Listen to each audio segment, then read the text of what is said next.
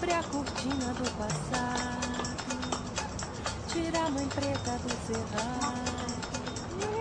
Sunny Brazil is a magnet for tourists. Each year thousands flock here looking for sun, sand and the good life.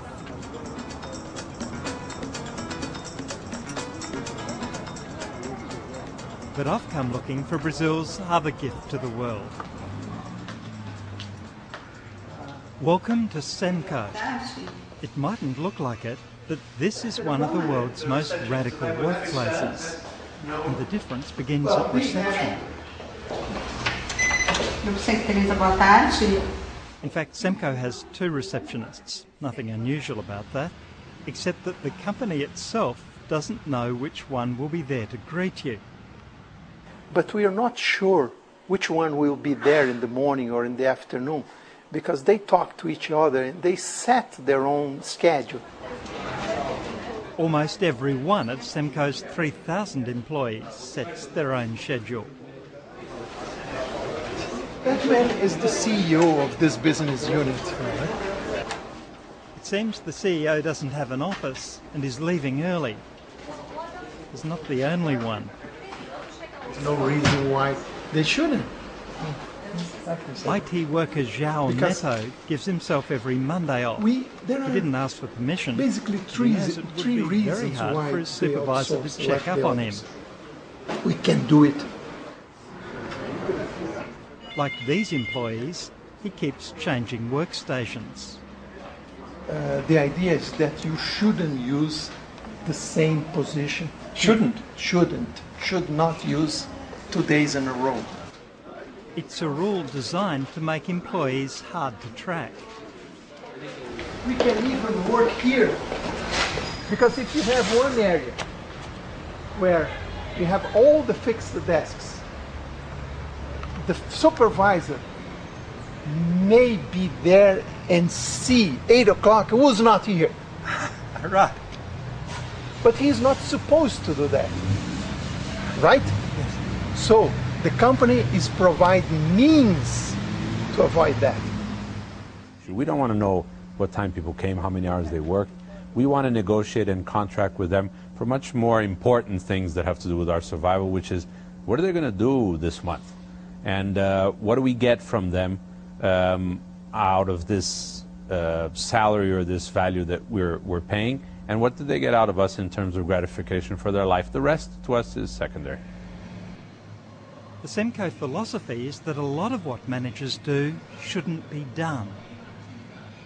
Oh, absolutely. I would say that maybe 30% of people's time is spent trying to understand why people make more than they do, how come people came late, why weren't you at the meeting, can you do this by Wednesday at 6 o'clock? And it's all very silly, and there's an enormous waste, and of course at a certain point in time people just are dumbed down and they say, you know, this is just too much work. What do you want me to do? I'll just do my 9-to-5 thing. I'll learn how to survive in this environment. That's not what happens here. It seems that knocking off early isn't a problem if the work's been done. Normally this machine shop turns out parts for merchant ships, but the workers here supervise themselves. They'd gone home for the afternoon when we turned up. Well, they are grown up. They are producing what is required. So when you open up that door, you don't necessarily know whether the factory is going to be working or not. Not necessarily. Then again, some of the workers might be back on Sunday if they need to be. These look like hammocks. Yes, they are.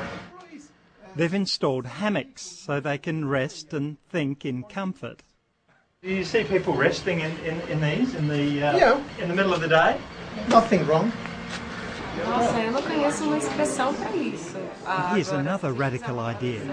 Each business unit within Semco gets to pick its own furniture. This workplace has deliberately chosen cheap chairs. Why? Because they want to spend the money in somewhere else. Semco's workers are frugal when it comes to spending their business unit's money. They each get a share of its profits. And then there's this, a cartoon guide to reading the company's accounts, produced by the union and the company. Staff have access to all the company's financial data, and Semco wants to make sure that its workers understand what they're reading. Ricardo Semler believes that unions still have a role to play in his company, although, as in many places, they're in decline. Unions have less of a role because we deal more openly with all of these issues anyway. But we ourselves are looking for ways to substitute the decline of unions for internal processes where people elect, every 10 people elect somebody who is a keeper of the cultural values and who has job stability, people who can look at every firing and hiring and be able to take an independent position about it in the name of the employees. With workers virtually running the business, you could be forgiven for thinking that this cutting-edge capitalism has a distinctly socialist tinge. And if you say, you know, is this Trotskyist or Marxist, is this new socialism, is this European socialism? I don't think so, because the basic issues of the free market are there, which is tell us how much time you want to work, tell us how much you need to make, tell us what you need in exchange, how you gratify yourself by doing something like this. And this does away with the political ideology issues of what ism does this fall under, because it's just respecting anthropological issues instead of political ideas. Every 6 months, every Semco worker is invited to select his or her salary. He or she is given information about what workers in similar jobs are getting elsewhere. Average, minimum, maximum, the sizes of the companies. And imagine your boss telling you you should be asking for more. We have cases where they say, no, think again. We don't think this is fair. We want to pay you more. Yeah, we want to pay you more. But don't ask for too much. You might be fired by your colleagues. The entire unit, not just the bosses, decides who to hire and fire. And with workers sharing profits, no one wants to work with a shirker. Let's suppose you ask me why you're not working. If you're not doing your job, this is going to affect our profit sharing. So you're taking money out of my pocket if you're not doing what you're supposed to do. You get the feeling that it's in some ways hard to work at this most successful of Brazilian conglomerates. There's freedom, but with it plenty of pressure to perform. There is peer pressure for bad behavior.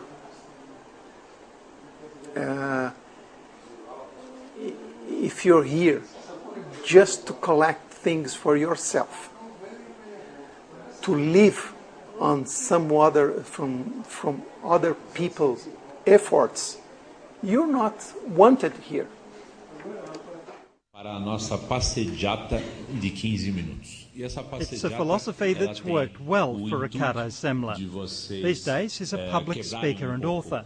He organised this seminar to bring together 50 of Brazil's best minds to discuss the future of the nation. His company turns over $160 million a year, up from $4 million when he took over what was a struggling ship part supplier 25 years ago. He wasn't in the day we visited. He hardly ever is. He doesn't like the day-to-day operations. He doesn't like to be checking purchase orders or signing checks, things. He's bothered. He gets bothered with this small things. So he's turning his attention to something grander, shaping Brazil's next generation. This is education without compulsion. The man who believes in managing without managers wants to teach without teachers. His Lumiar primary school in Sao Paulo uses tutors and masters instead.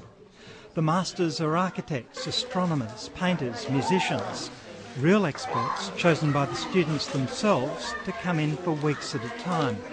It sort of helps if they're not teachers. The thinking is that children want to learn and that ordinary schools stop them. There's a lot wrong with traditional education. The real question is why why do we think we have anything to add to that field? And what we find is that the adults that come to us after being uniformized and homogenized over the years and calcified in the school system, they come to us ready to follow orders, to understand what it is we want them to do. And we've realized that the only way to change this, and it's very expensive and difficult and long to change it at the company, the only way to really change this is to start working with the moment in which society does all this harm to them, which is really at 2. But like Semco, that doesn't mean a school without rules. It has rules decided by the students themselves. One of the most important rules of the school, it's forbidden to fight, bite, kick, pinch. This is very interesting because we sit down in the school meeting and say, come on, let's think about can we fight and bite and kick everybody? We can say yes, and children can say yes, but in the same moment, everyone says no.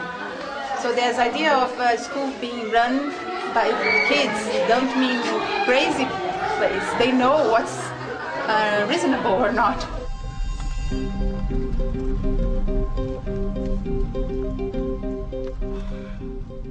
Three hours down the road, the 46-year-old Semler is preparing to enjoy some of the spoils from his radical initiatives. He's building a multi-million-dollar family weekender.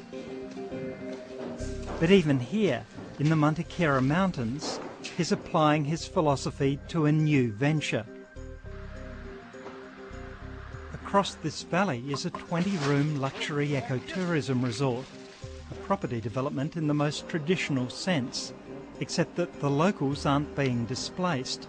They're being given jobs, shares, and a say in how it develops. How many of these people working here would be locals? 100. Marcos Aurelio is a local who now finds himself the project's head gardener. It's a responsibility he never envisioned coming his way. Eu que moro aqui desde criança, né, nunca ouvi falar de uma coisa, um empreendimento a esse porte, vindo para cá. I think people are a bit perplexed at the whole thing.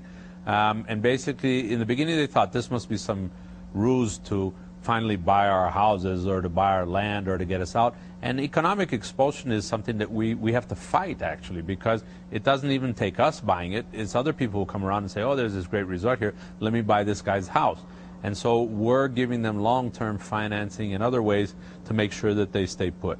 It seems like nirvana, but it hasn't been easy for the locals, nor has it been easy for the students in Ricardo Semler's school or the workers in his firm.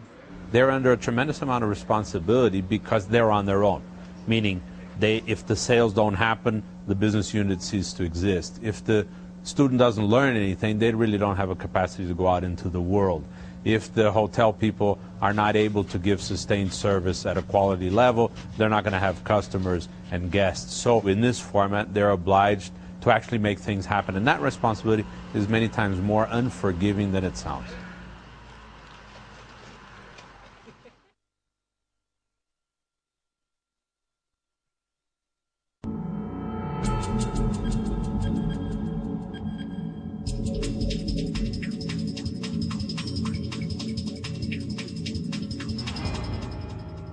It's deliberate. It's what this life is shared.